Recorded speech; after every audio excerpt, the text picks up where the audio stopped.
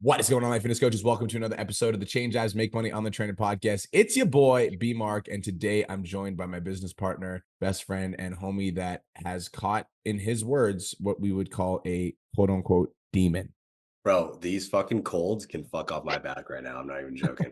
It's so funny. Guys, again, the words that you speak into the universe become reality. All right, whether you want to believe it or not. I was joking around, all right, making fun of shit. I'm not even really like roasting Brian, but like joking around about how like I only get sick unless it's near a PT Dom event, is what I said when we were in Dominican. And then of course, as soon as we got back from Dominican, I caught his fucking stomach bug. And I fucking fought that. I probably fucking ate as many pills to take down a fucking hippo to get rid of that fucking goddamn cold. Then the day I got rid of it, I was like, yeah, it's all good. I came home and Cade started sneezing and I was like, fuck you, little boy. Get out. No, no. And then he got me sick and now I'm fucking fighting demons off every day, bro. It's fucking vicious. It is funny. I'm not laughing at you and your sickness. That does suck, but it's just It's all funny good. because before the event, you're like, every time before an event, I get sick. I'm like, why would you fucking say that? It was way too, Why like, would you even say that? Julia was like, you're a fucking idiot, bro. Like, I was like, why the fuck would you even say that? And then Yeah, bam, why? right We away. just don't entertain that kind of language up in this fucking house, his all, you know? Fucking bullshit. It's funny. Speaking of events, guys, we are PT Domination All Access live event number 5 is coming up soon. And again, just want to remind you guys, we got Devin Giotto, who is literally the most viral content coach on the fucking planet. There's not a content coach that is better than Devin Giotto, and he's going to be speaking at our event. So if you don't have a ticket, I would highly recommend getting one because it's going to be fucking sick. Okay? It's going to be sick. Well, let's get into it. Cole, let's serve some clients today. This is PODCHATS, where we serve our clients and they ask us questions and we give them answers that hopefully don't suck. What's up, Paige? Hi, dang, I'm first. Yeah. So I have a question that ties into my win. So I know you had seen it on the group in the CLA, Brian, but I took some advice from you from PodChats last week on changing my content because it's kind of been stagnant and not doing much. Yep. So thank you for looking at it very quickly last week. But now I've gotten a lot more views on my content on Facebook and IG, usually very low. And I've had 2 on IG that hit over 1.6K and some on Facebook that's been over 600, which is awesome. So thank you. Mm. But I'm recreating those. But since different ones are hitting on Facebook and IG, I guess my question is, should I just recreate all of them and post them on all, or focus on IG or Facebook specifically? Cole, you want to go first? Yeah, I think it's a contextual answer. All right. So hopefully you don't get confused here. And also Yeah. hopefully you don't get frustrated. At the end of the day, things are going to hit differently across every individual platform due to the fact that all platforms are different. Right. So my Mhm. first initial piece of advice / question for you is which platform's pulling the most leads for you? I haven't had a lot from either, but any of my challenges always pull Facebook more. So I probably would make Facebook your main priority and then repost across other platforms. And then let's say you have like 5 types of videos that all hit on Facebook. You're posting like crazy. It's your main priority. But then like 3 of those videos do well on Instagram, then double down on those videos on Instagram until you see traction there. Does that make sense? Yes.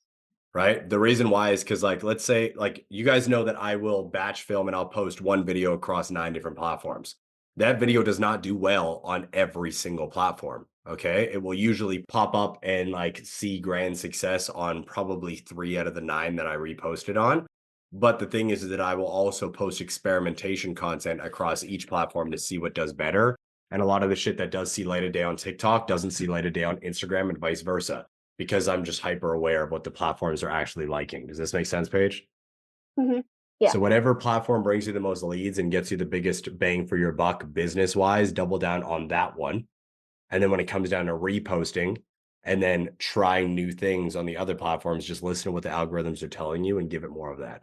Okay. Because right now I'm just posting everything on every platform the That's same, fine. not reporting 100%. differently. That's Just be aware yeah, of what's doing well. that's so Okay. what you just said is good.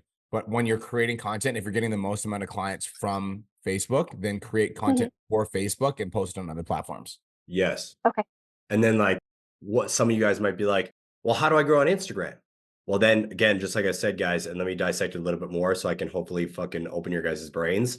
You film strictly for Facebook. All of it's doing well. It's your main platform is doing great. You're reposting everything on Instagram, but Hmm. only 50% of it is hitting. Do a self audit, all the shit that is hitting, and then film some extra content for Instagram specifically based off of the analytics that you've been auditing. Make sense, Paige? Yes, makes sense. Perfect. And then this is how you guys can start to feed the platforms what they need in order to see the success necessary. Perfect. Perfect. Bet. Thank you. You're welcome. Congratulations on making some changes and seeing some positive uptake. I like that. Thank you. You're welcome. Hello, Braylon. I heard you're as sick as Cole is from my EA. It's sick, bro. All right, we're good. I'm so fucking sick. Can you hear me? You sound better than me. You Yeah, today I feel like 10% better. So that's a win. That is my win for the day. So I have a contextual question. I have a lot of clients that come to me with mental health struggles. And I think it's because I feel like I know your guys' answer, but I'm just going to say it because I want to talk about it. I struggle with my mental health at times. I'm very honest about it on social media. And I'm assuming the reason why I'm getting clients that struggle with mental health, or at least are open about it with me, is because I'm open about it on social media. I'm also having a hard time keeping my clients consistent because they struggle with their mental health so much. So yeah, that's kind of where I'm at. I don't necessarily have a question. I just wanted to maybe like talk about it. Yeah. If that's Yeah. okay. Can I ask you a question? Yeah. How do you deal with your mental health issues? Yeah. So like I go to therapy on a weekly basis. I'm very much try to practice like my routines and stuff. And I tell my clients all of these things. So I'm very like honest and transparent, but it's hard to like ask someone to get help when they don't want to help themselves quite yet. You know what I mean? Yep. So this is a good point. First things first is I think it's knowing what your responsibilities are and what they aren't. Like it's not your responsibility to take care of your client's mental health. It's theirs. Fuck. I know I said to Curtis, my fiance, yesterday, I was like, sometimes I can't even take care of my own mental health. So how the heck am I supposed to take care of Not- 63 other ladies? that is not your responsibility. Your responsibility is to do a training plan, a meal plan, and hold them accountable. And if you're having a hard time doing that because they're struggling with their mental health, then your responsibility is to refer them to an expert that can help them. And being like, it is highly in integrity if a client is like struggling with their mental health and they're not able to stick to their workout plan, to be like, Sarah, you need to book a therapy session this week because the reason that you're struggling to stay consistent with your nutrition is because of the mental health stuff that you're dealing with. And like, this is something that I'm not an expert in and I can't help you because I deal with this myself and I go to therapy for this. That's responsible. I find I have a hard time being very blunt with, like, you said it like that. Like you said it very confidently. You need to get this, like you need help, essentially is what you said. Yeah. And this needs to be a priority for you. I have a hard time saying that without, I feel like sounding like I'm coming off like a fucking cunt. So To be that's honest. so I want to add one more thing, and then I have a feeling I know what Cole's gonna say. I might guess, but I'm gonna say one more thing. The reason that I have a very easy time communicating that, Bray, is I believe that it's not my responsibility. Or I don't know Right. if you believe that it's not your responsibility. I definitely do. It's Right? hard. This is the thing. Change Lives Academy, we're awesome. We're gonna help you change your life. It's not my responsibility, as an example, to show up on time for fucking PODCHATS. That's your responsibility. It's not my responsibility to post on your social media for you. That's not my responsibility. It's my responsibility to show up to these calls with energy, passion, intensity, enthusiasm. And it's your responsibility to do the work. If you're not doing the work, I can't come through the computer screen and make you post. So I'm not going to feel bad if you're not posting on social media and you're not doing your part. That's not my responsibility. Right. Right. And so like understanding what your role is and what their role is super fucking important, because if they're not carrying their 50 bricks, you can't carry yours. Guys, it would be the same thing as like if you had a client and then you find out your client's diabetic 2 weeks in and they didn't tell you. It's like, you can't help them. That's not your responsibility. You can no longer help this person. You need to refer them to an expert that can help them. Does that make sense? Yeah. Cool. Yeah. That makes sense. Honestly, I just have a very simple question that I would like you to answer, Bray, and I don't know if you'll be able to answer it quickly, so I don't know if this is the place for it, but why do you feel like you have such a hard time holding a boundary and giving individuals quote unquote tough love in those situations? I want my clients to like me. Mm. Probably. So this is where, and I'm going to say something, know that it's said with love. I feel like you need to do a lot more internal work before you even think about helping another individual with their fucking mentality and what they're going through. Why? Because from love, I know that you can't take love for shit, because me and you have had deep Fake love? conversations. I'm like, tough love. Me and you've had Oh, some tough. conversations. Yes. Where Yeah. it's like, No, for but I don't sure. even I see it as tough understand love. that. Right. I And I don't even understand see that it for as tough love. I'm just being honest with you. Where like you see it a different way, but it's like you need to be able to accept in order to give in a big way. You also need to be able yeah. to set boundaries with self in order to set boundaries with others. Does everybody understand this? Where it's like, I don't, Bray, you could say anything to me, anything across the board. And I know that you wouldn't be doing it to hurt me. You'd just be like, this is how I feel, or this is my boundary, or this is my perspective. And I'd be like, okay, sounds good. I understand. But it's very hard to do that for others when we feel a certain way about self. So we need to give to self before we give to others. We need to hold boundaries with self in order to hold boundaries with others. You feel me? No, totally. Yeah. I can only go to therapy so many times on a weekly basis. And I've gone through a lot of fucking childhood trauma myself. So Yeah. I'm very much working on it. I'm just trying to figure out like a temporary solution while I do that, So, but So you need to also learn how to share from growth and not share from pain. And hopefully this makes sense to mm, everybody on the call. If any of you guys lose me, or Brian, if you lose me here, let me know, because this is a little bit of a broader subject. In order to share story and not play quote unquote pity me and attract individuals that are playing pity me, we need to share from growth. Hence, you cannot share something you have not overcome. You cannot share something that you have not overcome. You cannot share something that you haven't grown through. Because if you start sharing something that you haven't grown through, you attract other individuals that are still playing that same card, that are still stuck in their same mindset. People who technically can't be helped, not because they're helpless, but because they are not ready for the help because they haven't overcame the problem. Does this make sense, Bray? yeah, Like we that can't makes want to sense. grow if our legs are still broken in the pond. We have to first Yes. get our legs fixed. So from Right. So you speak sharing your from what I've trauma, experienced and sorry. no, I was just going to say from you sharing that quote unquote trauma that you just said, or any pain that you're dealing with, I need you to only share the shit you've overcame. All right. Because if you Yeah. just express all the time of what you are going through that you haven't been able to fix, that's where you get the people that are playing the quote unquote pity card that can't do the fucking work. Okay. I can do that.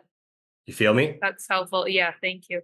Just because I'm super vulnerable on social media, and that's what gets me clients, like 100%. Mhm. That's where I get leads. I know that I can like just do daily vlogs or just me talking about my life, and I get leads like instantly. But I don't want to overshare, and so that helps me to like create that boundary of Yes. like knowing what to talk about. So thank you. Got you, girl. I see you. Okay, love you Last, guys. last thing I just want to say about this is in a relationship, you guys, relationships are always exchanges, right? Like there's like an open channel between me and you right now, Bray. Like me and you are talking, there's an open channel. And I need to know, like in the channel, what our roles are in the relationship. And I need to make sure that I'm not taking responsibility for your role because I can't do your job for you. And so we have an open channel. And if like our channel is based off of an exchange of value, and if I'm giving you value and I'm showing up for the calls, like if I'm doing my part, which I know that you're doing your part as a coach, at some point relationships are based off of exchange of value, and your people need to be doing their part. And if they're not doing their part for whatever reason, we need to address that. And if they're not doing their part because of mental issues that you can't help with, then it's at that point be like, I really want to help you, but I can't. Here's my recommendation for you because what you're going through right now is not my responsibility. It's yours, and you need to work on this so that we can work together. Mm. Okay. Cool. Yeah, that's really helpful. I did actually. So last week I had a client that's really struggling with like essentially binge eating. And I said to her straight up, this is the first time that I practiced like setting a small boundary. I was just like, I am not a therapist. I can't help you with this. I can only give you so many tips, but I want you to go talk to somebody. So that makes sense. She was just draining so much out of me. And I'm just like, I can't do anything else. Yeah. So energy exchange. Okay. Thank you guys. Yeah, you're welcome. Love that. Got you. Selena, what's up? Hey, yo, dang, that was good, guys. That was really good. I love that. Yeah. Okay, so I posted a video last week and it was about like a dill pickle salad, like remake, healthier version from Costco kind of thing. And it has done super well. I've got probably like 130 followers from it. I've messaged all of them, like same thing, like, hey, name, thanks for the follow. hopefully you get value from my content. Are you here for results or just like to watch the content kind of thing?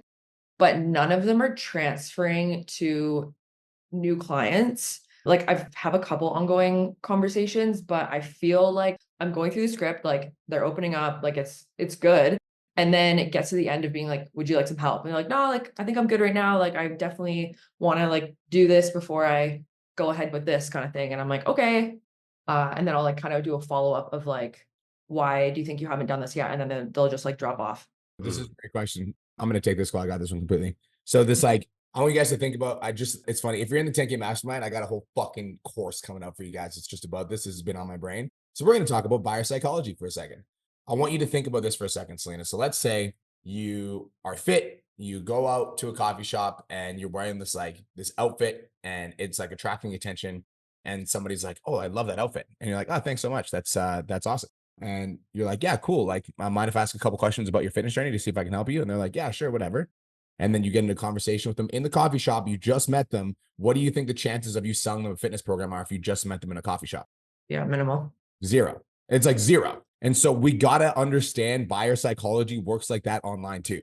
They saw a video of yours, they fuck with you, so they followed you. But just because they followed you doesn't mean they're ready to purchase. Does that make sense? Yeah. They don't have an established relationship with you yet. They're a cold lead. Like there's 7 levels of leads. You guys want to write this down. Complete stranger, level 1. Level 2 is cold lead. Level 3 is warm lead. Level 4 is hot lead. Level 5 is buyer.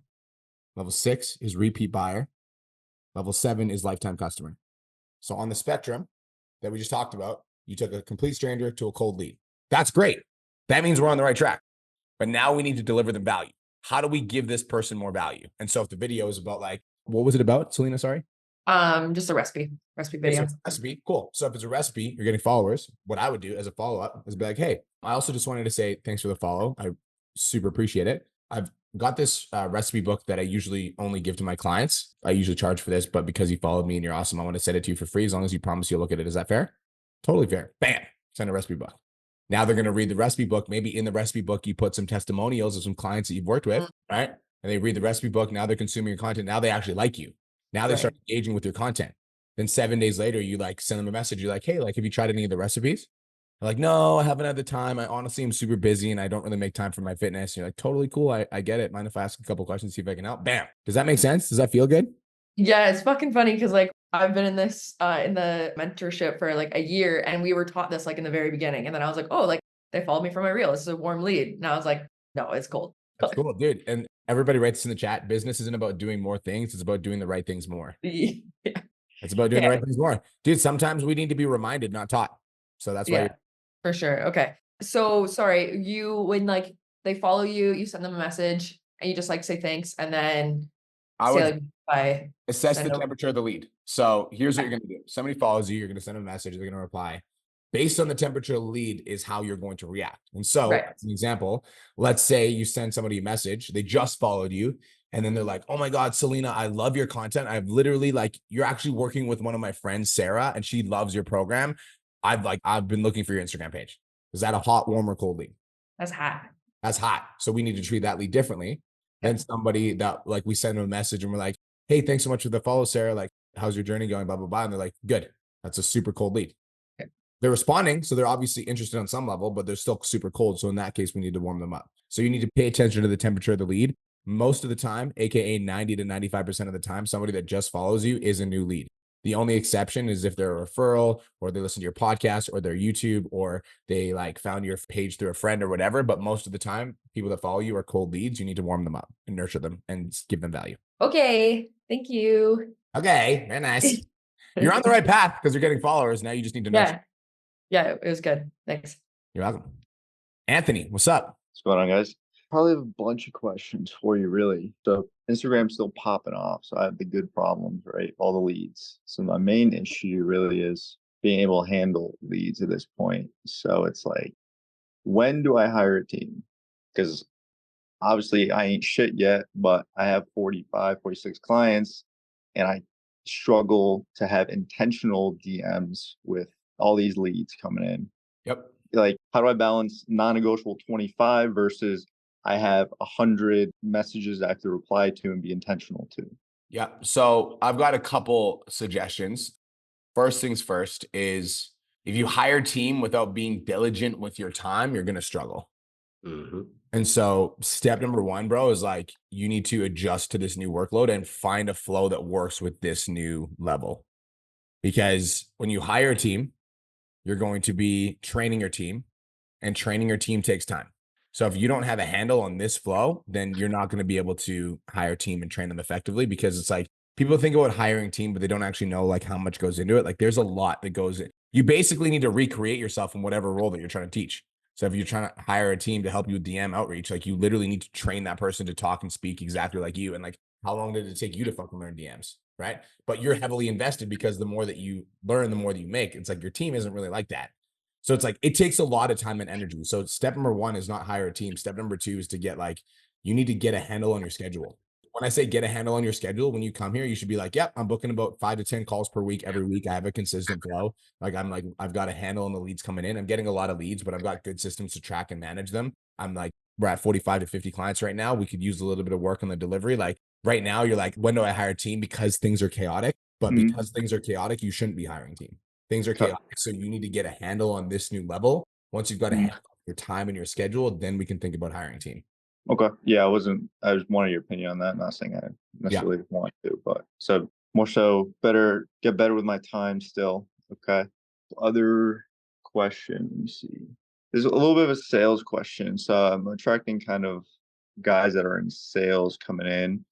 And the DM script or the phone call script itself, obviously parts of it can appear scripty at times. So how do you sell to someone that's versed in sales? I know selling is really closing the gap to the problem, right? But like what parts of the script can I condense down so we're not on the phone for, an hour and it kind of seems a little lengthy in a sense. Great question. I'm going to follow that question up with a question. You said widen the gap. Widen the gap between what? Like why he needs my program, right? Nope. Nope. Why he can't do it on his own, Nope. essentially. There's only two things you widen the gap between. I'll give you a hint. You use it in your content too. Well, I mean, there's like the knowledge aspect, right? I mean, your problem and No, solution. this is good. This is good because if you understand this, you'll know what questions to ask. Pain and vision. You're widening the gap between the pain and the vision. Mm-hmm. Yep. Between all the pain that you're in and all the vision that you're in. So like that's sales. Sales is you're in all this pain. You could be in this vision, and we're going to widen the gap. So when you're asking questions, you're asking questions. So like, how long have you been struggling with your fitness goals? Let's play a game right now. Oh, I'm not going to use a script. Anthony, how long have you been struggling with your fitness goals with losing 20 pounds? For about like 2 years now. Oh, 2 years. That's a long time. Okay. What have you tried that hasn't worked? I usually starve myself a little bit, so I go like down to 1,800 calories, and then it works. I lose like 20 pounds, and then life hits me in the face, fall on my ass, and I rebound. Yeah, that's not fun. Like losing weight and then gaining it all back and then feeling super discouraged. That's not a fun feeling, eh? Yeah, I mean it sucks. Yeah. Yeah, How does that make you feel? Like knowing that you put in all that work to lose that weight and you end up gaining it all back. yeah. I mean, when I look in the mirror, right, it's not. I can do better than that in a sense. So it's definitely frustrating. Yeah, I get it. And like you seem like the type of guy that's a high performer. That's why you do well in sales. And like, what happens if you don't fix this? hmm Yeah, I mean, I guess then I might lose the weight in a little bit, and then I might rebound again. That's kind of what I've been going down back and forth. Well, based on what you're telling me right now, you're going to lose the weight and you're going to gain it all back. Is that something that you want to do? Or are you willing to make a change right now? I definitely don't want to gain it back. I definitely want to make a change right now. See what I'm doing? Yeah, It's no, like I get pain, it. pain, pain, pain, pain, pain. I'm like, I don't even have a Yes. script. I'm just like, you're Yep. giving me pain and I'm just expanding on it. I'm just fucking going deeper in that rabbit hole. And Yeah, then yeah. when we transition, it's like, okay, cool. So now that I know, what's been holding you back, let's talk a little bit about what you want.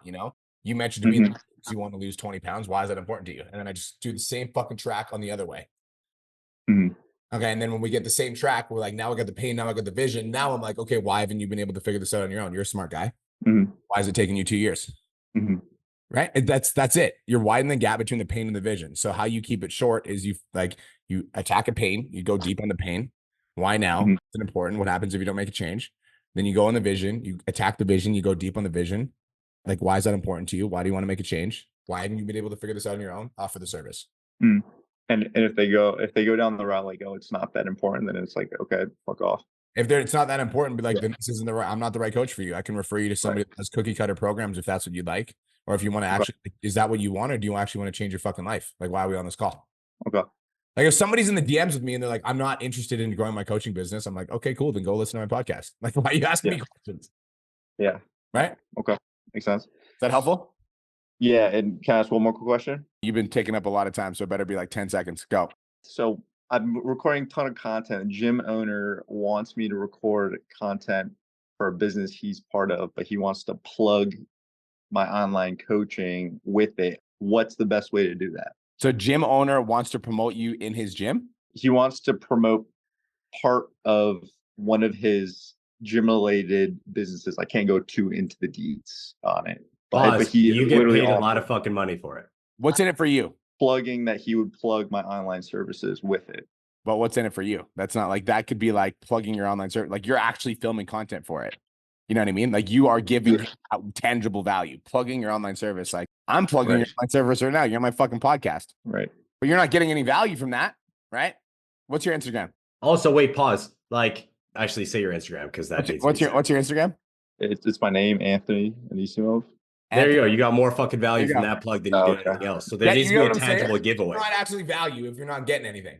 Right? Like, yo, I'm going to be straight. I'm going to leave names out of it. Somebody recently asked to do a podcast personally with Brian and myself. And Brian's answer specifically was, what's the value for us? And they're like, well, I promote you on our socials. And I'm like, all love, you got 1,000 followers, homie. That's not fucking value to me.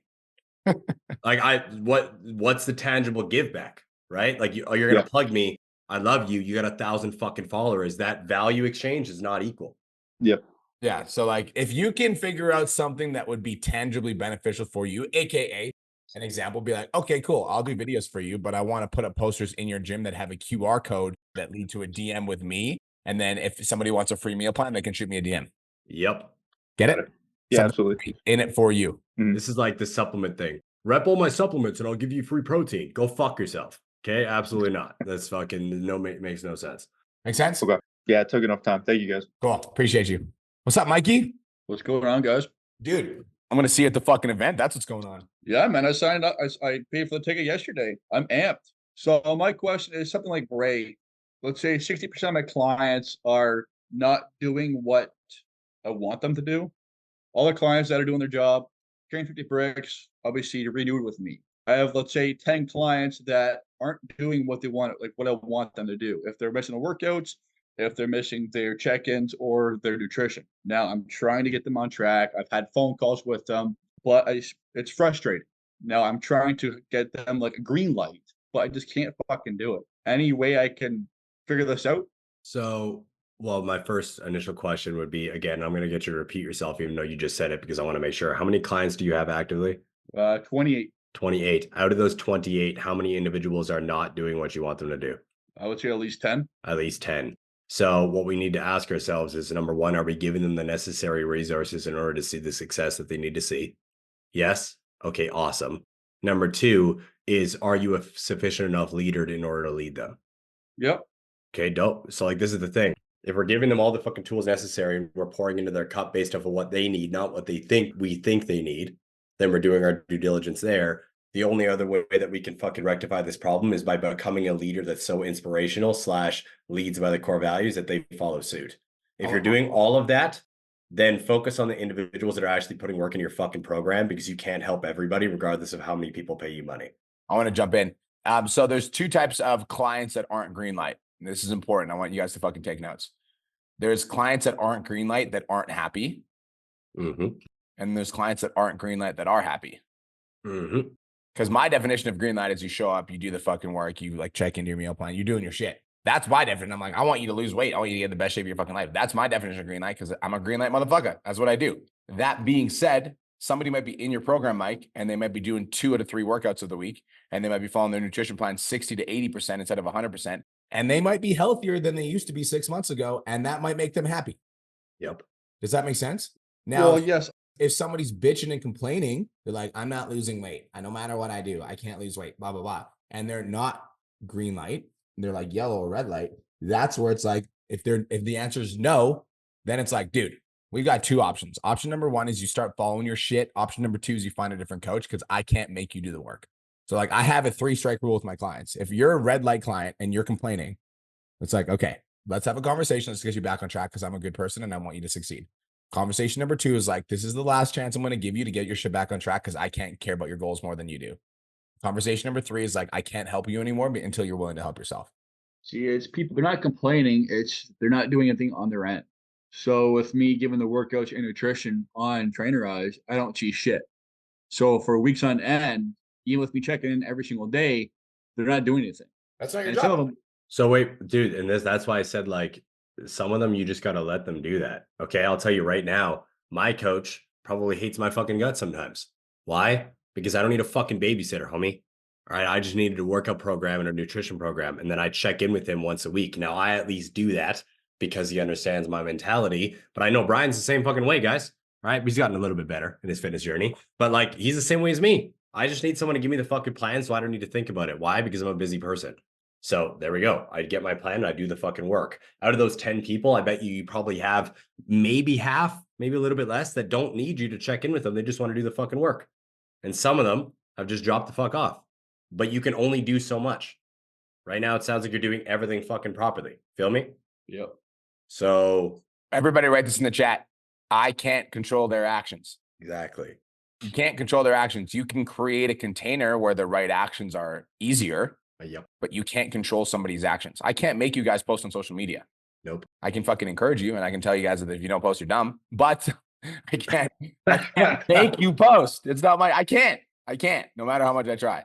But So it's my job as a coach to make sure that it's the best fucking content, that we're supporting you as much as we possibly can, that we're helping you when you fall off track, and it's your job to do the work. My job is to facilitate fucking program where doing the work is fun. It's exciting. People cheer you on. I got your back. Your job is to fucking work 50-50. Helpful? So yeah, for sure. Now with the clients that like I had a message with one of them this morning, and it's more of her mindset and her like she's stuck in her past.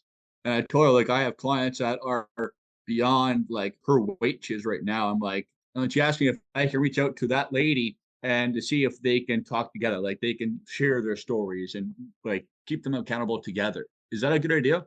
Yep. I love that idea. If the other lady's open to it. Okay. 100%. I love that idea. I'm sure I've connected to some of you guys when you're struggling. I've even said, like, can you message this person? Didn't I get somebody to message you, Mike? Or I messaged somebody, yes. yes, right. So it's like, yes, that's a fucking great idea. Corey, exactly. That's a great idea. That's what I just did on fucking PODCHATS. Obviously, you've got to have their permission, right? Because, you know, some of your clients might be more private, but if you can get your clients' permission, be like, and the way that I get it is like, hey, one of our girls in our program is struggling. And I was talking about your story because it's super inspiring. And she was wondering if she could like just meet you. And you don't have to say yes, but I think that your story is really inspiring and I think you could help her out. She'll say yes to that. Okay. That helps. Thank you. You're very welcome. We'll see you at the event, brother. Well, Sounds good too. I'll probably see you next week too, but Yes. peace. What's up, Leah? Hey guys, how's it going? Best day of our lives. How are you doing? Good. Thanks for asking. Actually wanted to start off with a win. Last week was the best week for me. I signed 5 clients, which I've never done before, so I was freaking juiced about that. I love that. Thank you. Thank you. I mean, all thanks to you guys and, so thank you. And basically my question is I've kind of been thinking about it, but obviously like want to get your guys' advice. Sometimes when I'm on calls with people, like they ask about in-person training. And, that was kind of something like I got away from because I didn't have a facility to do it. And I was kind of doing it under like another gym. Now I do have somewhere to train people. I'm wondering like if that's a good idea or if I should be like focusing on online. For me, it's like I love in person. I just didn't like doing it under someone else. And I was kind of thinking that like, I could do in person and provide them a nutrition program once they're comfortable with it, because I see that a lot is like people are like, yeah, I want to be in person because I'm scared to even touch a weight. So that's kind of what I'm conflicting with, thinking of, and I'd love your guys' advice. Go ahead, Cole. Do whatever the fuck you want to do. Okay. My advice. Like, listen, the reason why is because it sounds like you have a part of you that still wants to fucking do it. I'll tell you right now, I would rather take this fucking Stanley bottle and shove it in my eye socket than ever train somebody in person again, because the return in value is just not there. Why? Because to take an hour to 2 hours of my day to go train an individual in a gym or in a space, even that I own, we own a 20,000 square foot facility. Makes no fucking sense. Why? Because then I can't sit on a call with how many people are on this call right now? 62. 62 people. That means I get to pour into 62 individuals in 60 minutes instead of one for 60 minutes. Not to mention, if I go all the way to the gym, it's a 15-minute commute to the gym, a 60-minute training session, plus 15 to 30 minutes of bullshit because we're just going to talk before and afterwards. Then a 15-minute commute back here, which takes away time for my wife and my kid, right? Yeah. Now, it doesn't sound like you have that much resistance. So if you like it, then go ahead and do it. For me, I would refuse to. So you just got to ask yourself, like, what do I want my life to look like? What do I want to do with my life? If it's, I want to do a mixed hybrid, then run it. If it's, I want the absolute most amount return when it comes down to my time and my money, then do everything online because it's the superior way of training in my perspective. Yeah. No, I appreciate that. Thank you so much. I agree with everything he said. I know you do. You think exactly the same way in that shit. I had a 100%. feeling this is what you guys were gonna say, so that's kind of why, I wanted to talk about it, obviously. Yeah, do you. Like, if you want to do it, run it. Like, fucking kill it. Like, Kenny's still got his gym. Sometimes he'll have people come and roll through in his fucking fitness facility. It's dope. If you can, run it. If you want to, go for it. It's just, it depends on what you guys want to do. All right? Yeah, absolutely. Bet. Thank you guys. You're welcome. Thanks for sharing that. I appreciate you. Building businesses is about building a life you love, you guys. And Cole and I were doing VIP coaching with our clients, like our clients that were making $25,000 to $50,000 a month. We had an offer that was super high ticket offer. It was like 50 grand for 6 months. We had 10 clients that were working with us and we didn't like it. So we stopped doing it. Even though it was like, and that's the thing. Cause like in-person coaching can like seem like more money. Like, oh, it's like more money. It's like, it was more money, but it wasn't more fun. Because I would rather do elite mansion masterminds or I'd rather do PT nomination events. Like those are a lot more fun for me. So you have to pay attention to what you want to do. And sometimes you'll do it, Leah, and you'll do it. And you're like, okay, cool. Maybe I'll do it. And then like 7 or 8 sessions in, you're like, I fucking hate this. Then transition. But maybe you do it and you're like, I love this. This is fun. You know what I mean? So I think it's like, you have to decide what you want and lean into that. Yeah. What's up, Sammy? Hello. Hope you guys are having a good day. I'm excited to be here. Last time I was on PODCHATS was when I cried because I needed a breakthrough. I needed to like figure out how to like chill a little bit and stop forcing everything. And it's still a work in progress. I'm not going to lie, but I did buy my ticket to the event. So I'm coming to Kelowna in May. Yeah. So I'm super excited about that. Yep. Booked our Airbnb today. Bray and Selena and I are going to stay together. So that's super fun. Cool. And then yeah, so very, very cool. We're excited. I'm super stoked. And I feel like I'm just making progress for sure with like my mindset and things like that. But love that. Anywho, my question for you guys today is more so about just lead generation and like getting new eyeballs to my account, because right now I'm really, really focused on Instagram. That's where most of my leads come from, is Instagram. So I still post on Facebook, still post on TikTok, and like, chat with people there. And I went to content audits probably about like 5-ish weeks ago and talked to Cole about my content and like trying to get new eyeballs to my page and doing things that were working. So if I was getting, good views on a certain video, okay, let's like double down on that, or good engagement on a certain video. And I've been doing that and I'm getting decent views. Like, I'm not going to lie. I'm getting like, 1,000 to 2,000 views on my videos, which is great. I did kind of a self audit and felt like my page was boring and like very just like fitness, like nothing else was really like in the mix. And maybe people couldn't like figure out like, oh, who is Sammy actually? And like, what is so cool about her versus like the next online trainer? So I've tried to incorporate more of my personality and like things that I like outside of fitness into my account, and try to, I guess, I don't know, I'm trying to figure out like what my personal brand is, so that when I get 2,000 views on a video, 500 of those people are my followers, 1,500 people are not my followers. How do I get them to like convert to actual followers? Because that in my head is like, okay, your content is just obviously very shitty if people are seeing it, but they are not following you. So like, I just feel a little stuck because the same people are liking my content, they're commenting, it's all the same people. So when I go through to do lead generating conversations with people, it's the same people all the time that I'm talking to, or it's just like my family members who aren't my avatar that are like supporting my content. So I just want to get more people to my page, and I'm just like having a hard time doing that. And I'll still try to create conversations with people through, responding to stories. But similar to what Selena said, like, I'm not just going to start a conversation with someone about their dog and then be like, do you want my help on your fitness journey? So yeah, that was a mouthful, but there you go. So first things first, let's talk about brand. So you're saying your page is boring, and I just want to like, you have to identify what makes you you. And so before we can start sharing our story, you need to identify what makes you you. And so Right. the definition of like I want to take a logical perspective to like an emotional experience, because what makes you you is like emotional. Like, who are you? That's like more emotional. But I want you Yeah. to think logically, like, what were some of the pains and problems that you went through in your fitness journey? And what are some of the, goals and aspirations that you had when you first started? And what are some of the things that you used to struggle with when you first started? And what are some of the things that you stand for as a person? What are some of the things Right. you stand against as a person?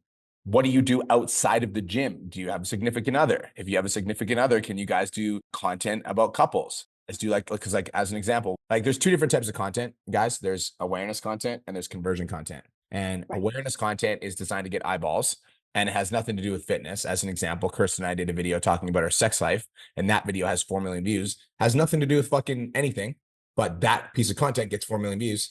People that are in relationship, everybody's in a relationship, or they want to be in a relationship, or they have a partner or a sex partner. So that relates to everybody. People come to my page and then they start watching my other stuff. So it sounds to me like you're really good at conversion content, aka value content. So my question for you is like, how do we generate more awareness? Like, what can we share about you that's going to, like, I can't tell you what your brand is, only you can tell you what your brand is. Because mine and Cole's Yeah. brand is very different. Like, I use a lot of like quirky, funny shit in my videos that I think is hilarious. And like, imagine Cole calling somebody a fucking dork in their videos. It would just be weird. And it's weird Yeah. for me to be as aggressive as Cole. And so like the answer, like I can't give you the answer. You need to identify what you want your brand to be about.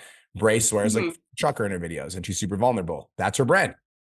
Yeah. So I think you're like, what you're saying is you're still finding your voice, right? Yes. And like from my advice, and Cole's gonna give you some too, my advice is to identify some of the parts of you that make you you, and then experiment finding your voice. Like this is like, you should be in experimentation mode, like trying out different shit, trying out humor as hooks instead of just Right. regular hooks, trying out relationship content, seeing if that works.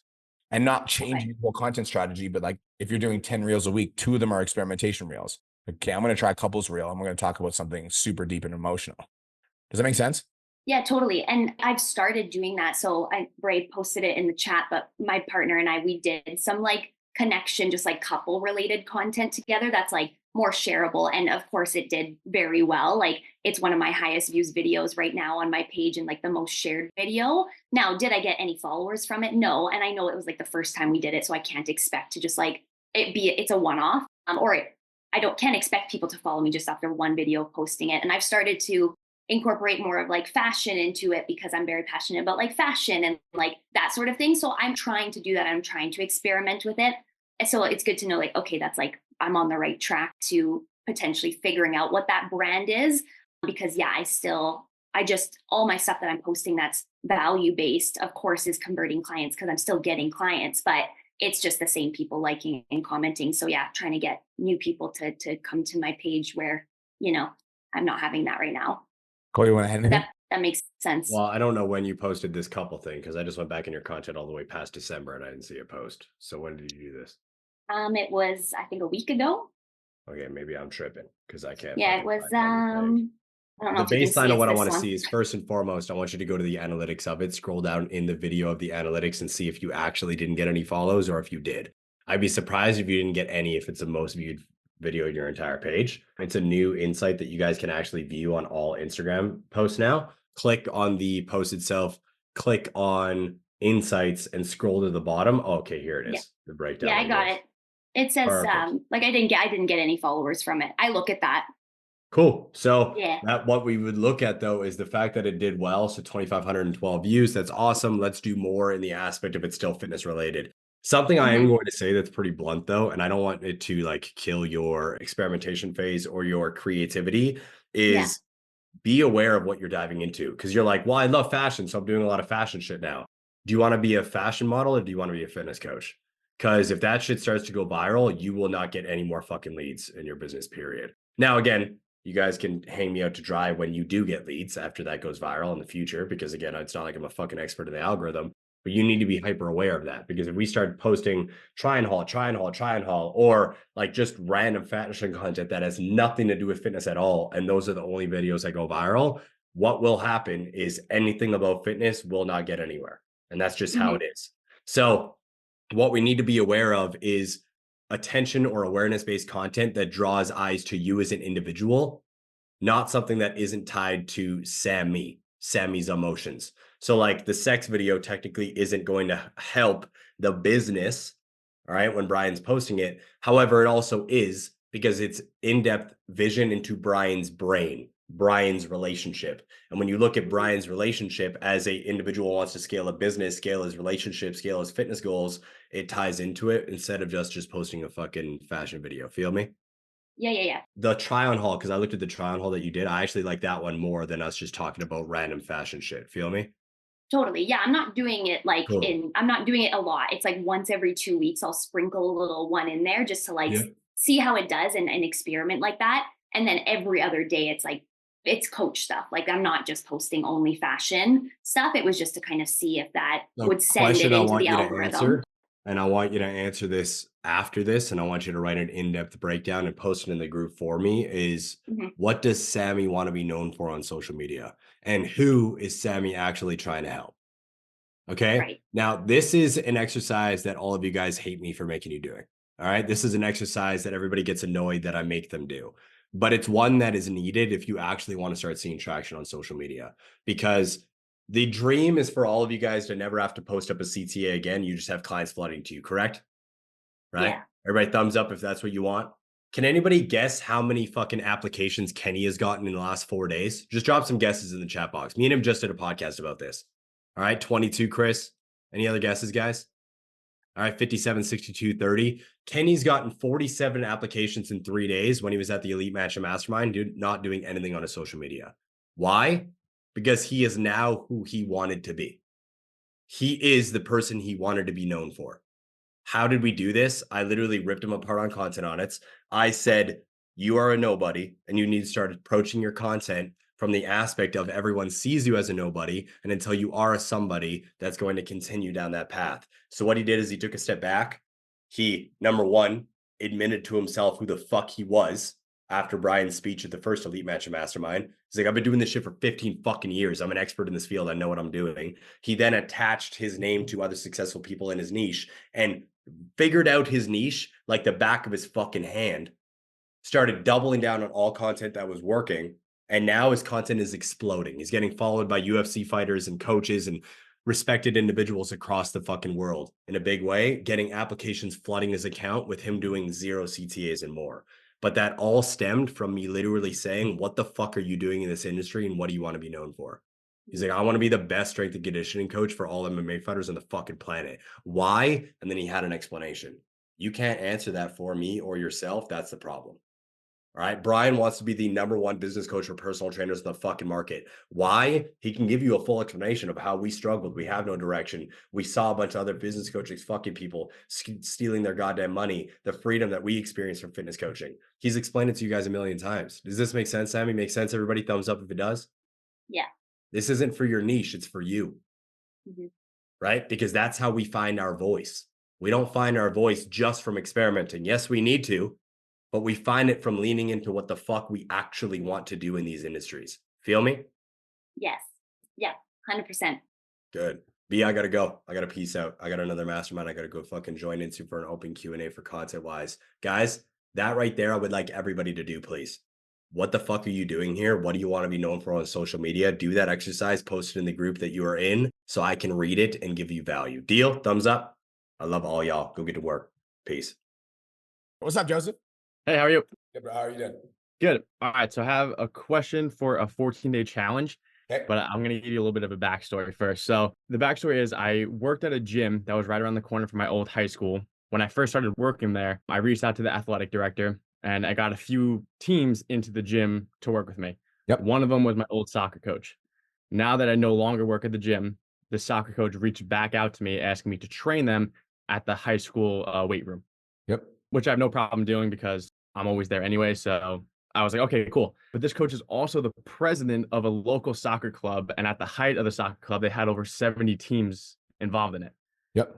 So I was thinking that I could work out a deal with him and be like, oh, hey, I'll give you a discount on the training if I can do a 14-day challenge through the soccer club. And I just wanted to like get your advice on it and see if that's a good idea, if I should, go for that and how would I go about it? I've tried to do some 14-day challenges in the past, but I'm still working on building my network. So I really didn't have anyone join it. So I figured because my network isn't as big, I can kind of leverage this opportunity that I have in my favor and do a big 14-day challenge through like an email blast of like the entire soccer club. I Yeah. just want to get your thoughts. First things first. So he already hired you to do training at the local high school? He was talking to me about it. Yeah, I've known him since like for years. So he was like, "Oh, I know you're not working at the gym anymore, but like I would love for you to come down if you're interested."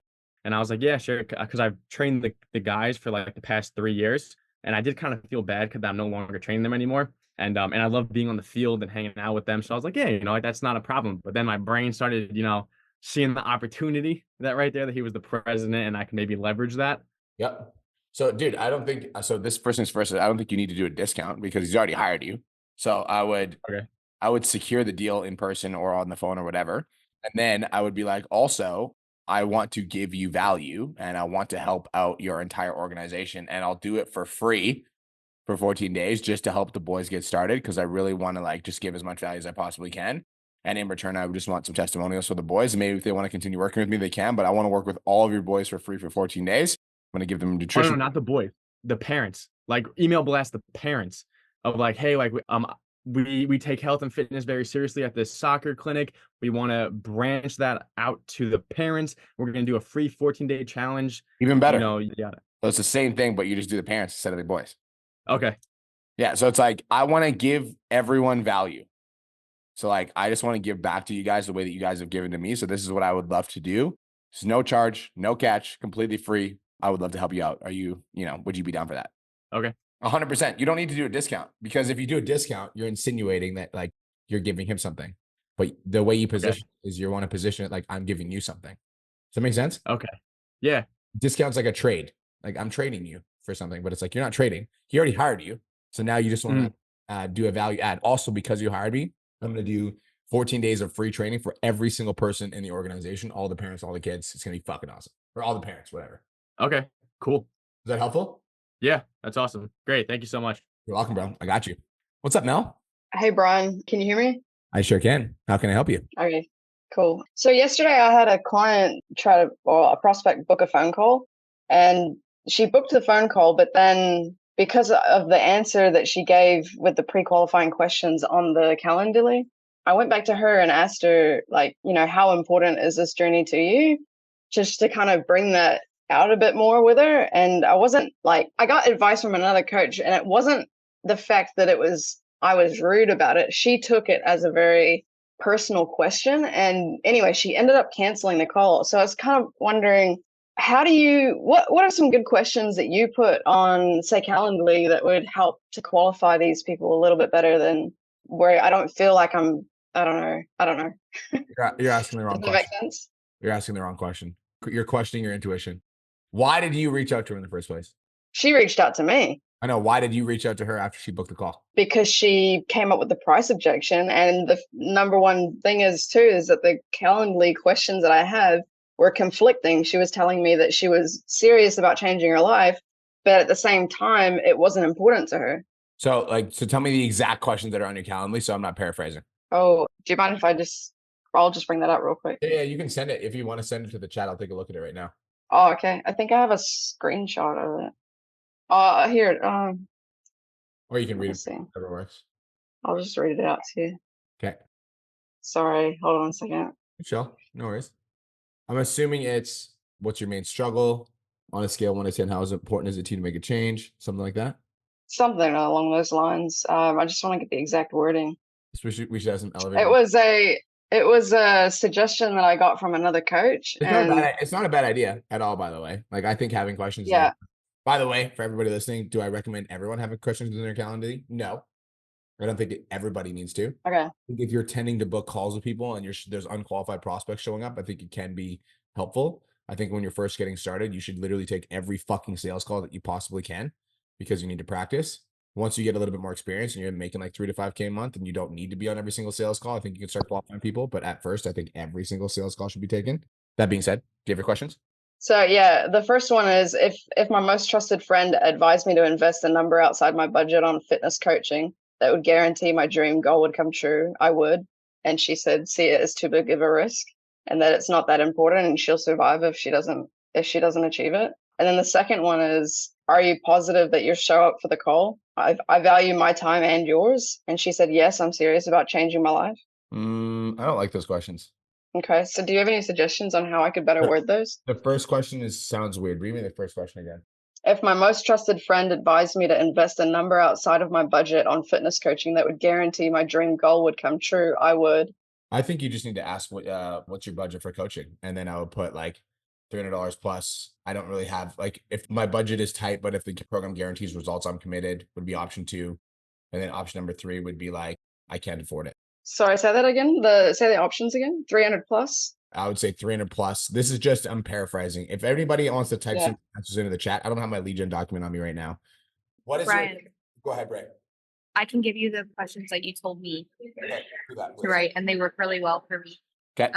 So I have 2 questions. The first one is, looking at the scale, how important is it for you to hit your current weight loss and muscle gaining goals? And I can put them in the chat after. And then there is actually like a scale. So it's like on the like 1 to 10.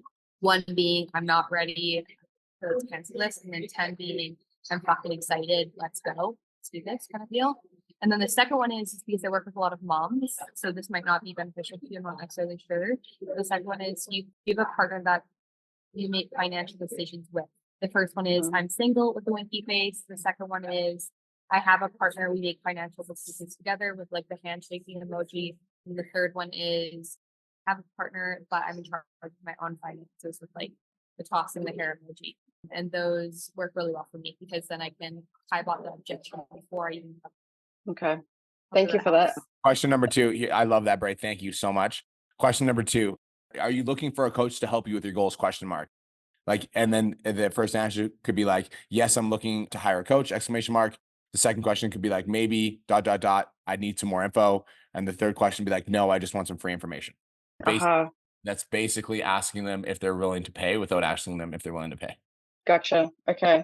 Because I'm finding that I like the 3 calls that I had this week were from my 14-day challenge, and 2 of them went for almost 45 minutes, and it was just offloading like mental health struggles, kind of that, which is what I found you and Bray's conversation very helpful with. But yeah, I think I needed to change this qualifying stuff. So I appreciate that. Last thing I'm going to say is you're right to change the qualifying stuff in this instance, but don't change your process because a prospect doesn't like the way that you approach them. Like the fact that you question whether or not this call should be taken, and then you sent her a message and she took offense, and you're like, oh shit, maybe I need to change my process. Like in this instance, you were right. 90% of the time, you guys will change your process because somebody says something that like the reason we have qualifying questions is to qualify or disqualify people. And so if we're disqualifying somebody, we're like, hey, Sammy, I just noticed in your type form that you said that you're not, ready to hire a coach. I just wanted to check in. Are you just looking for a little bit of free info? And she's like, I'm offended. And she cancels. Like she wasn't going to buy shit anyways. Cool. Okay. Appreciate it. Thank you so much. Wow. Anthony, what's up, brother?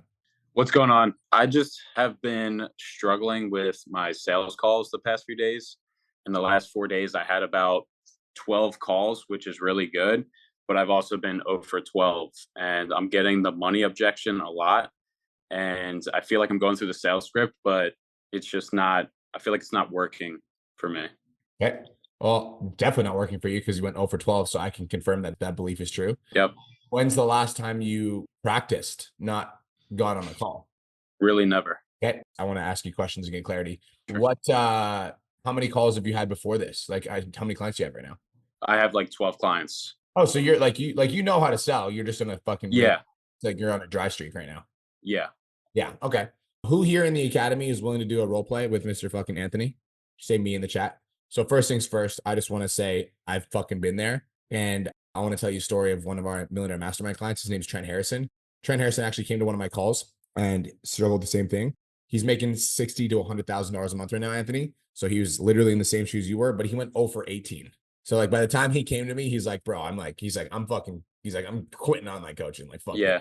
Because like when you go 0 for 12, it's like, you're like, this is no longer fun. I fucking hate this. So here's my rule. Everybody writes this in the chat. You go 0 for 4, book a role play. That's the rule. 0 for 4 means book a role play. At the end of the day, Anthony, sales is a numbers game. We all know that. Like we all know sales is a numbers game, but like if you go 0 for 4, book a role play, because anytime, like anything beyond 0 for 4, you're just going to get discouraged. and you're gonna Yeah. get you're gonna roll into the next call and you're gonna have that discouraged energy, and they're gonna sense that from you, and they're not gonna buy from you, not because you don't have value or that you don't know what you're talking about, but because your energy is like they can sense that you're something's off, you know? Yeah. So first things first, it fucking sucks. I'm not taking that away from you. You are absolutely right. It's not working for you. So you need to practice. Last thing I want to give you, because I want to give you something tactical. After every sales call, Anthony, I want you to sit down. I want you to ask yourself the question: if I could do that call again, what would I have done differently? If I could do Yeah. that call again, what would I have done? Okay. That one fucking question will make sure that you get better with every call, because there's like Okay. that you said at the start of the call that fucked up, and you like sense the energy shift as soon as you said it. So then you're going to practice not saying that next time around and making sure that you get better with every single call. Gotcha. Is that helpful? Yeah. Yeah. Thank you. There is 1, 2, 3, 4, 5, 6 people that just volunteered for role play. So look into the chat and Perfect. connect with one of these people. All right. Thank you. I want you to come back next week and tell me when you make a fucking sale, because it's going to be I got you. I will. It's going to be a good breakthrough when you do it. Bet. What's up, Veronica?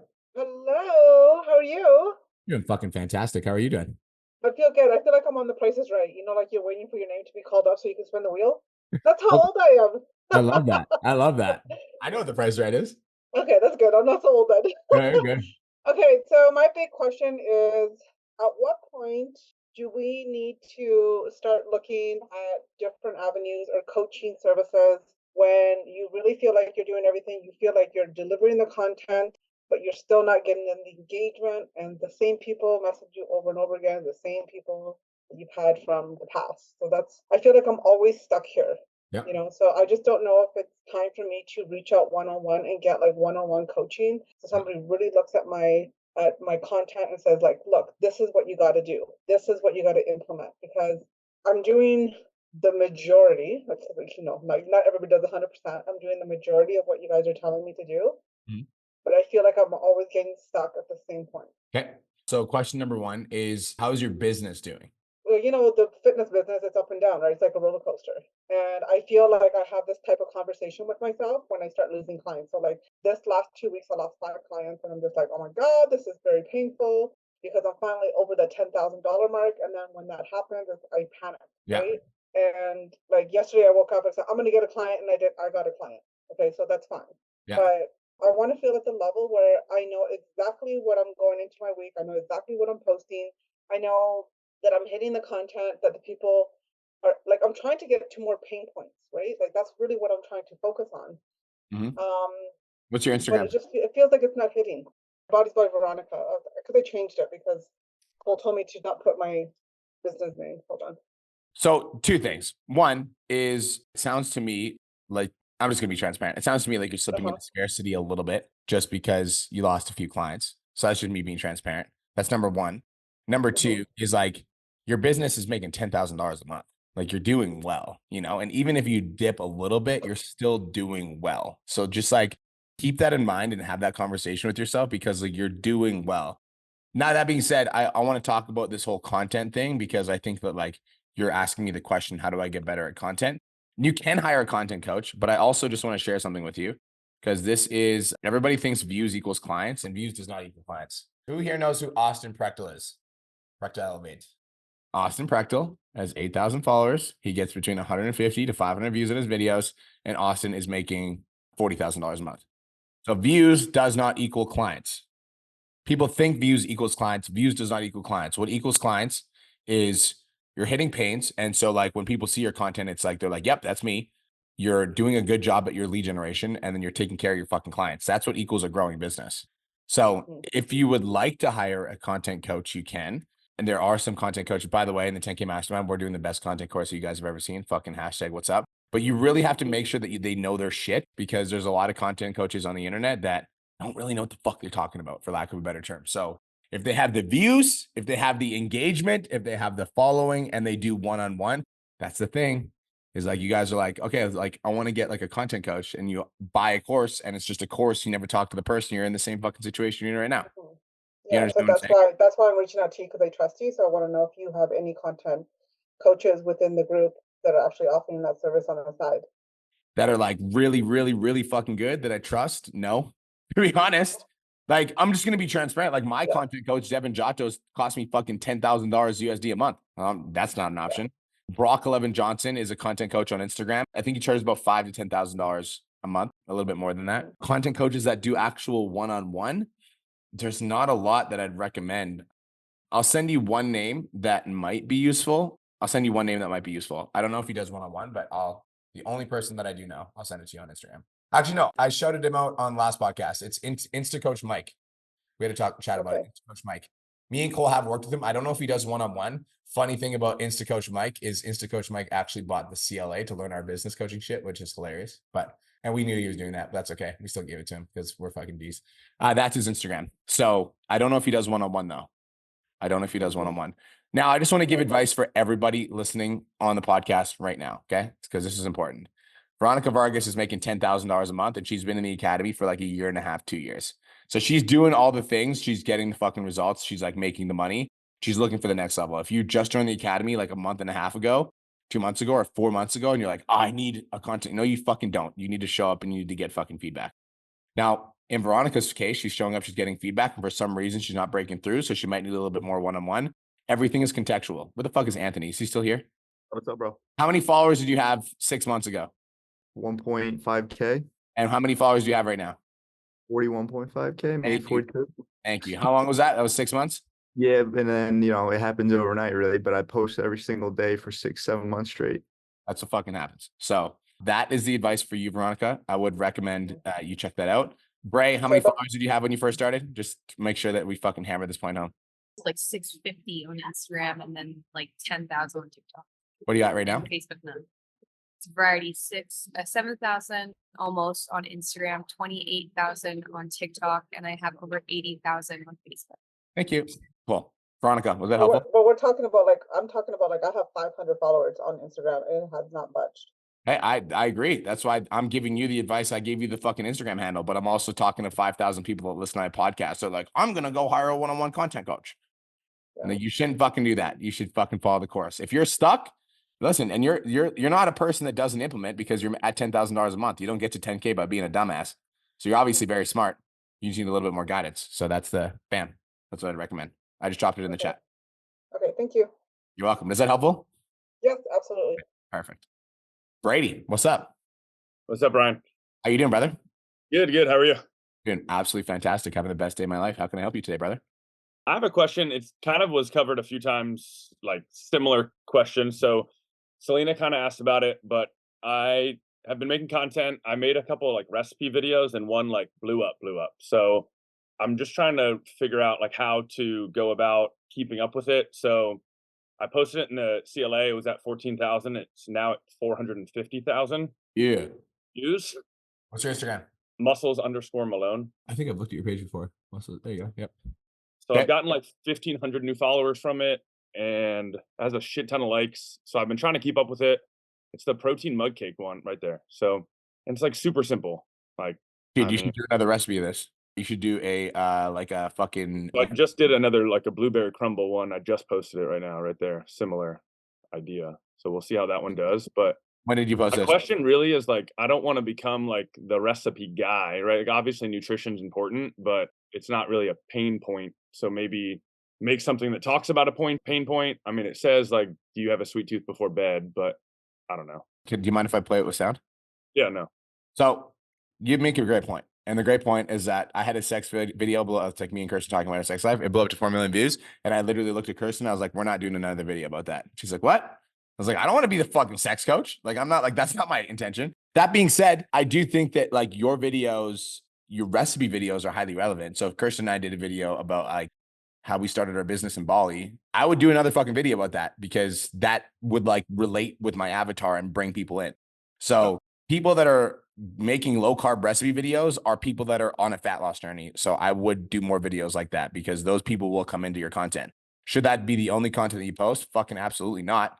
But would it be a content pillar? 100%, because the algorithm's like, hey, fucking do more of this stuff. So this is good. I'm going to teach you what to look for when you're analyzing a viral video. So let's go. First things first is the first thing I want to look for, you guys, when you're looking at a viral video is what is the first 3 seconds? Feel like you just need something sweet before you go to bed, this 2-minute protein mug cake is just the thing for you. Okay, so if you're like me and you all right, we're starting off with 1 scoop of chocolate protein powder. If you like me and you need something sweet before you go to bed. Now I'm curious what you started this one with. 30 grams of protein for breakfast and boom. That's not the same fucking hook. Get it? Yeah. 30 grams of protein for breakfast and under 2. Boom. That's not the same fucking hook. This is the hook. If you're like me and you feel like you just need something sweet before you go to bed. Boom. That's the fucking hook. You better fucking jump on that because people on the podcast are like, oh man, okay, you do that. You get it? This Yeah. First thing I'm looking for. What is the first 3 seconds of the video? Now, I'm not just looking for the first 3 seconds of the video in the language that I use. I also want to see the actions that you're taking. If you're like me and you feel like you just need something sweet before you go to bed, this 2-minute protein mug cake is just the thing for you. Boom. So like you're fucking eating the protein mug cake in the first 3 seconds. I'm interested to see what you're doing here. 30 grams of protein for breakfast in under 2 minutes. All right, we're starting. See, that's not nearly as sexy as as this is. If you're like me and you feel like you just need something sweet before you go to bed. It's fucking banger. That's a banger hook. Right? So it's not just, everybody read this in the chat. It's not just what's the video about. It's what's the hook of the video. That's the most important thing. What's the fucking hook? Because the hook is what caused people to stop scrolling in the first place. So if you're like me and you need something sweet when you wake up, bam. Yeah. Get it? Yeah. Like, I like the before bed too. I think that's fucking sick. I think it's just like a really cool catchphrase. So my advice, double down on shit like that. Now, what I would also do is I would look at, so who's your avatar? Your dad's. Perfect. Okay, cool. So this is perfect. I'm assuming you got some DMs. I didn't really. And nobody DM'd me dad. I had one type form. I just don't, can we change this? Because I fucking hate this. Yeah, sure. Okay, so I help new dads lose 10 pounds while still drinking beer and eating pizza. Just write it out. Okay. I would say DM me dad bod for info. I think that's fucking funny. Okay. DM me dad is just like, what do you mean DM me dad? Are you going to be my fucking dad? I don't know. Right? That's what I'm thinking. Yeah, no, I get it. Yeah. So like DM me dad for info on coaching programs. Make sense? Like you got to make it fucking bam, make it super fucking clear. DM me dad is like, are you my dad? I don't get it. So this is like one of the pillars, bro. Okay. This is one of the pillars. Now you've got a pillar. Now you just need to find another pillar. So this is a pillar though. And the pillar that I'd lean into is the hook. And the hook would be the first thing. If you're like me and you need something, bam. You're like me and you need something sweet before you go to bed, bam. I would do another 3 videos like that this week. I would lean into that. I would change up your bio to make it more, I want to make it more appealing. I also think that if you're going to go viral, you got to fucking change up your profile picture too. And I want it to look more professional. My definition. I hope this doesn't make me look bulky. So this would be like professional. It's like clean photo. It's easy to recognize. You're cutting out the background. Another example of professional would be Devin Giotto, who's my content coach. Clean, see his face, purple background, goes with his brand. So is that just on Canva? I hope this doesn't make me look bulky. Muscle Malone, where are you? What I would easiest way to do it is yes, Canva. Like I can just show you right now if you want.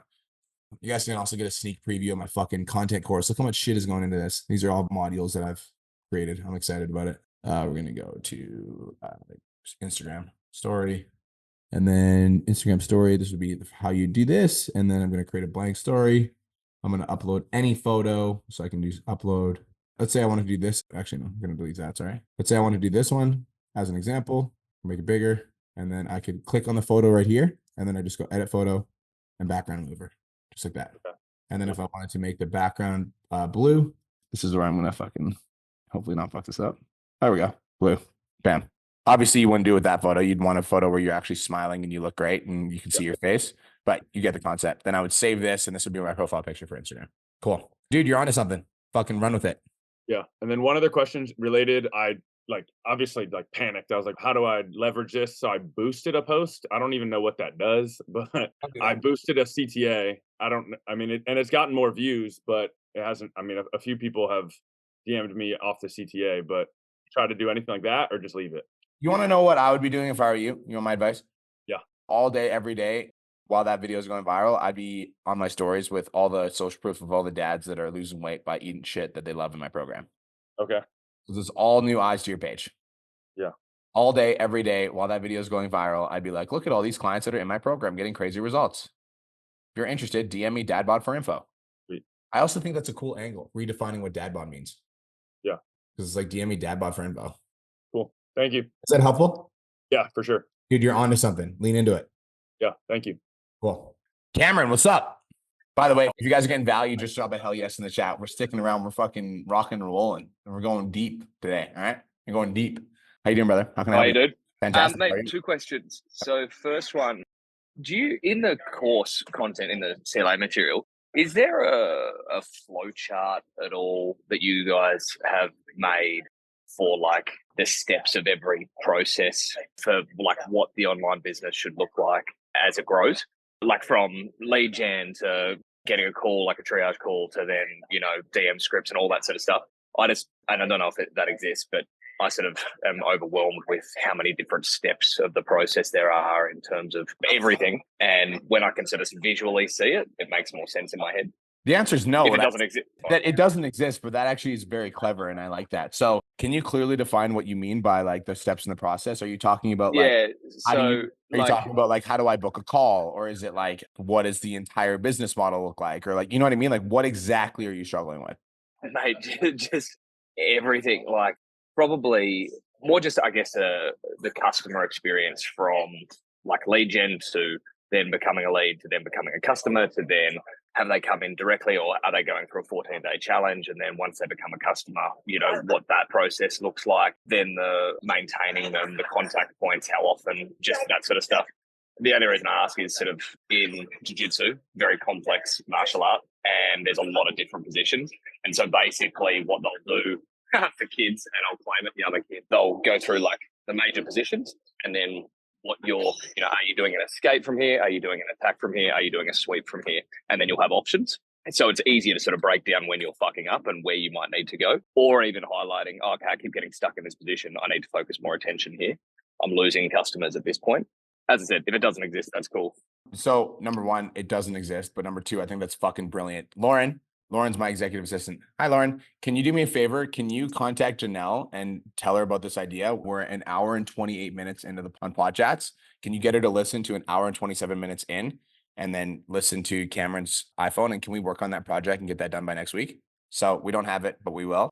Number two, you're based. Can you do me a favor, Lauren? And can you connect Cameron and Shay in a group chat? Cameron, what week are you in, bro? No idea. I think I've been like maybe 4 or 5 months. I got no idea, dude. No idea. Because I paid it up front. So I've got no. That's okay. That's okay.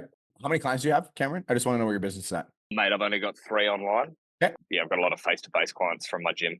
So I'm trying to transition out of my gym over the next like sort of 3-4 years. Okay. Lauren, can you set up Cameron with Shal to do a momentum call and just fill Shal in on exactly what's going on with Cameron? He's a little bit overwhelmed, but he needs some like specific next steps. So I want to make sure you get what you're looking for. So we don't have it, but we're going to build it by next week. And I'm going to set you up in a group chat with Shal. All right. Cool. Yeah. And then the second question, bro, was, and I know Cole's answer would have been, oh, it's contextual. So I'll just give you a context. I've got 700 Instagram followers. So my question is, in terms of producing content, especially spoken head videos, so I can punch out one of them every day or two pretty quickly if I just pick the concept free flow and then cut it down, and it looks pretty smooth. It's pretty good. I don't know whether to do that and have more content or really take a lot more time and produce, say, another video that might be 15, 20% better, but it'll take me 3 days, 4 days to get one out. What's your Instagram? Protrain_fitness, PROTRAIN_fitness. I'll tell you exactly what I would do if I was in your position, Cam, is I would do volume. The answer is volume. And then as you get busier and as you get better, you can focus more time on quantity. But the reason I would focus on, like, you're good on camera, you're good at talking. So just fucking talk to the camera. And then once you do more volume, get like used to talking on camera, then you can come to content audits and be like, hey, I spoke to Brian on PODCHATS. He told me to just produce more content. Then Cole can be like, okay, instead of this, say this. But right now, volume, I can't coach you on what to say. Yeah, as an example, guys, like a lot of you guys are like, I need to create high quality content like Brian and Cole. But it's like the quality of the content doesn't matter if the message is dog shit. And so if the message of the action doesn't fucking hit, increasing the quality of the video won't help. And the only way to get a better message is to practice communicating what you want to say to your avatar. You're really good at talking, Cam. I can tell by the way you're presenting yourself on this podcast and the way that you're asking questions. So I think you just need to get volume out. And let's post for like, let's do 30 to 60 videos. And then after 30 to 60 videos, let's get feedback on those videos. Once we get feedback on those videos, then we can get better at just talking. And like, those are the videos that are performing the best for some of our clients. Is just like, if you know how to talk, just talk, bro. Just talk. And dude, just a question. So there's one of those videos. I don't know if you can pull up my Instagram, but basically I did a video and it was sweet on Instagram, sweet on Facebook, and it was literally a video as I was driving about talking about how to not drink if you go out to social occasions. It's the see that one that says worst? Yep. Yeah, I think it was that one. Anyway, it was all good on Instagram and Facebook, and then TikTok flagged it as a dangerous activity.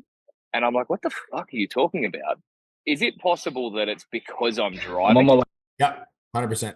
This is the worst scenario where you've got heaps of free piss. People don't even need to. It also might be because you're talking about drinking. So I think it's because you're driving, but it also might be because you're talking about drinking. Just FYI. I'm talking about not drinking.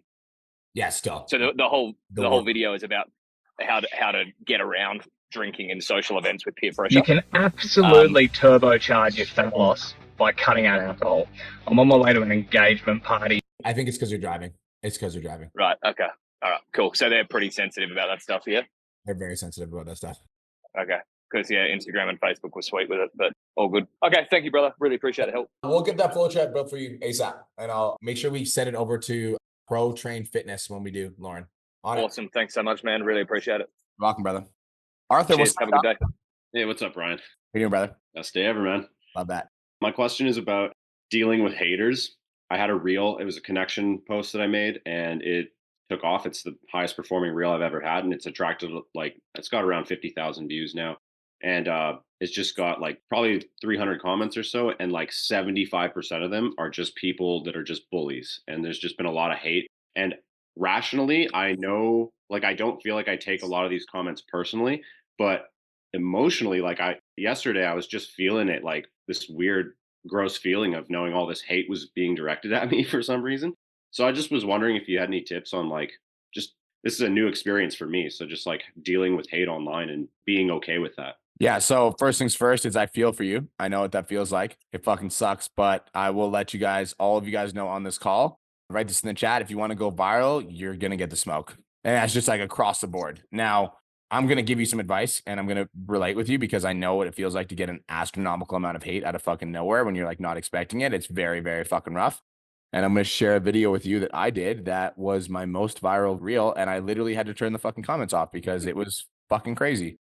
So I'm going to share my screen and show you what happened to me. So this video has 1.2 million views and I had to turn the fucking comments off because I did coke on my honeymoon. I was out at the bar, I was wasted, and I asked the bartender if he had any drugs. The next thing I remember is being in the bathroom stall, dumping some out and sniffing it up my nose. I was fucking embarrassed. I was ashamed and I felt alone. I also didn't want to tell my wife because I didn't want to ruin or taint the memory of our honeymoon. It took me 6 months to come clean to her, but I finally did tell her. It broke her fucking heart, but it made me realize that I didn't want to be that person anymore. That night is the single biggest regret of my life, and it's also the reason that I committed to never, ever, ever putting myself in an environment where I'd be tempted to do drugs ever again. See, all of us have done shit that we're ashamed or embarrassed of, and it's not until we accept full responsibility for those actions that we can start stepping into our power and become the man or woman that we were meant to become.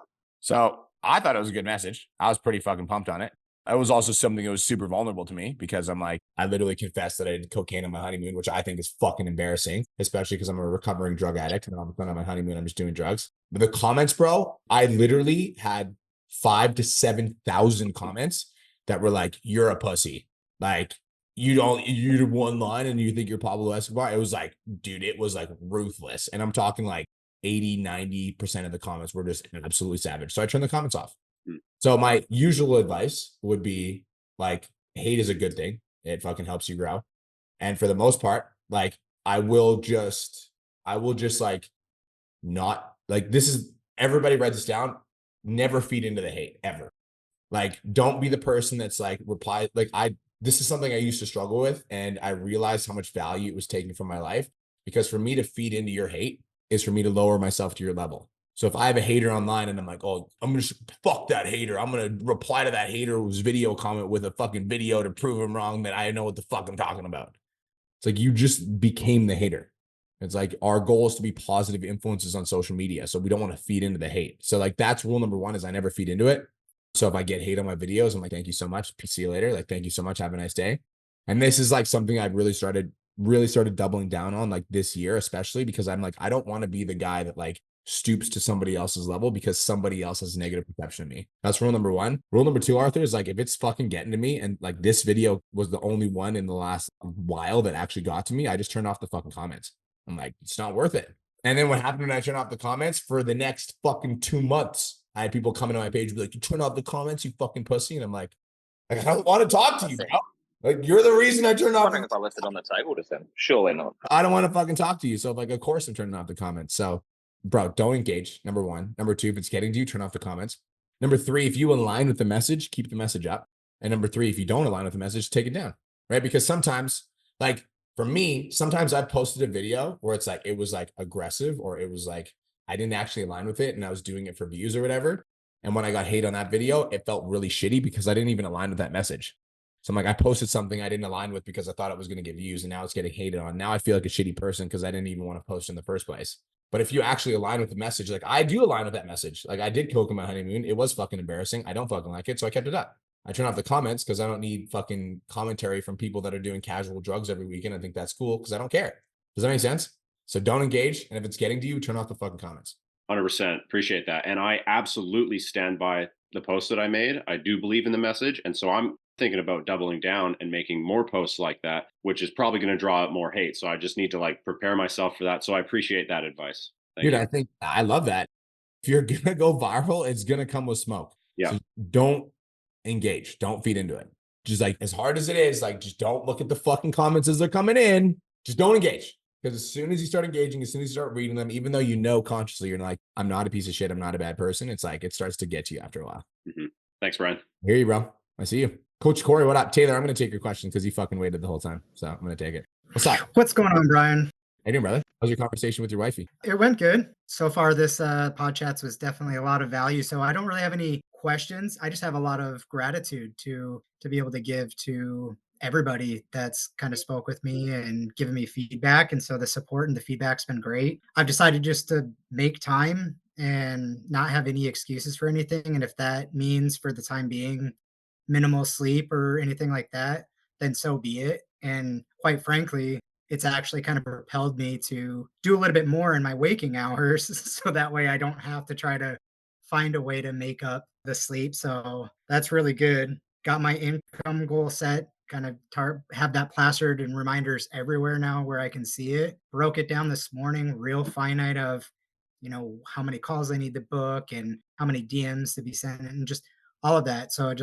I got those first batch kind of out of the way this morning and it just feels good. And then right before jumping on PODCHATS, I actually booked a call from somebody that I joined into a group because I kind of changed up my avatar a little bit off of some recommendations and jumped into a group that was specific to my avatar and did just a shared, like an intro post. And the person's like, you seem like a cool dude. I have a couple questions, and went through it and then booked a call right off of that. So yeah, so it's all just been really good stuff. And I know it's got to take time. And I went from being in person to online, where in person's easy to kind of knock on doors and see somebody face to face and convince them for training. But I didn't like convincing people. I don't like convincing people. I like them just saying, I like what you do and this is why, and then just making it seamless. So I just got to enjoy the ride. Cool. I love it. And dude, I'm the same as you. I fucking hate hard selling people. Which is why like I never tell you guys to cold DM strangers on social media. Like I'm like, don't go to hashtags or DM fucking random ass people.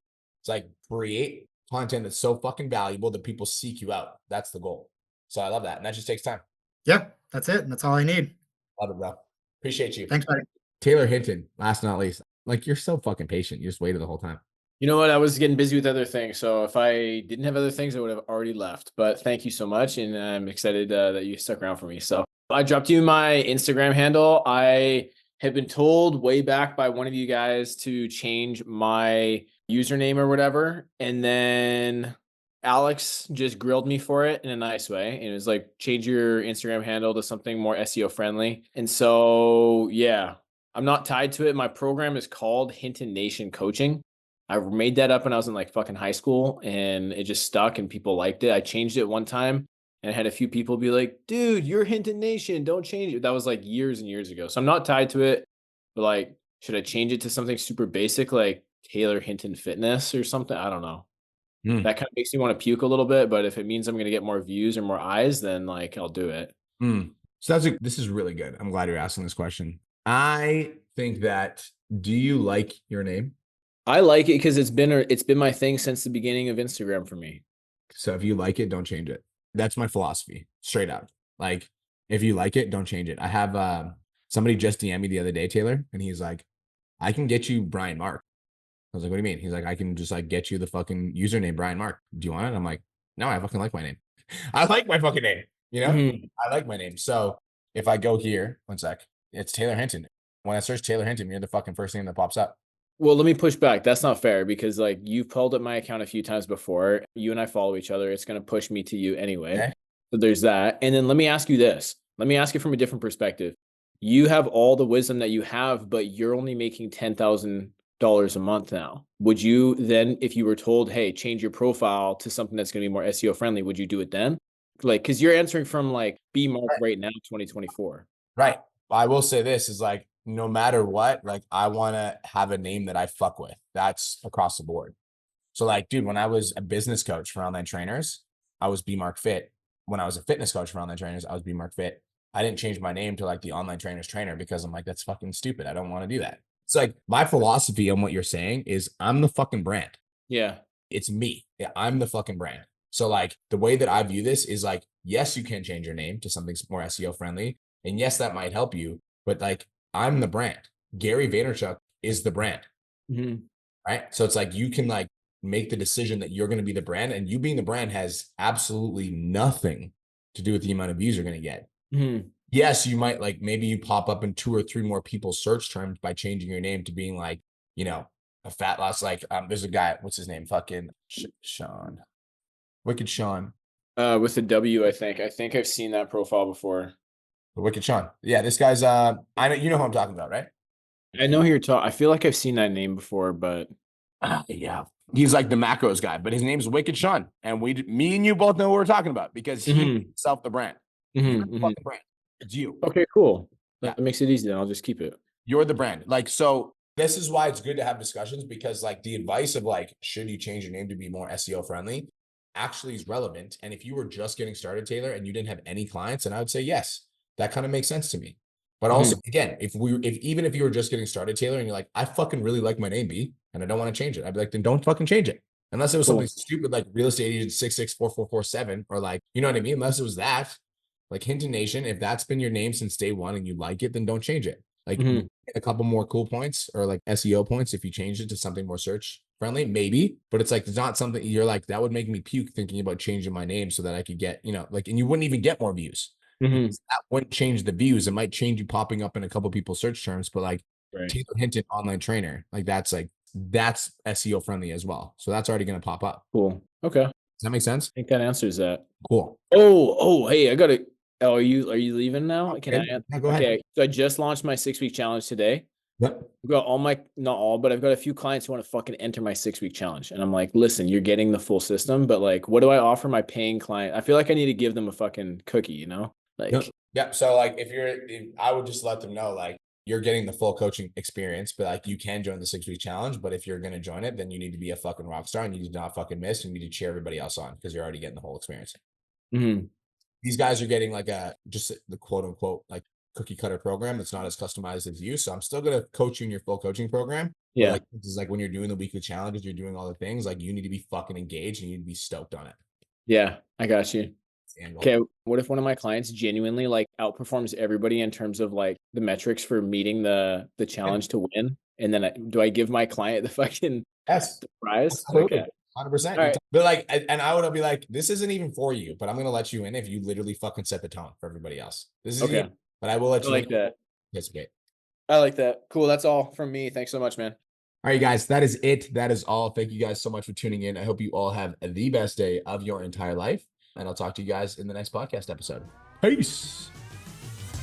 Thank you so much for tuning into today's episode. Hopefully you got some value. If you did, and you want to learn more about how me and my team can help you scale your online fitness business to $10,000 a month, DM me 10K on Instagram at @TheRealBrianMark for more information, and I'll reach out to you to see if I can help you grow an online coaching business.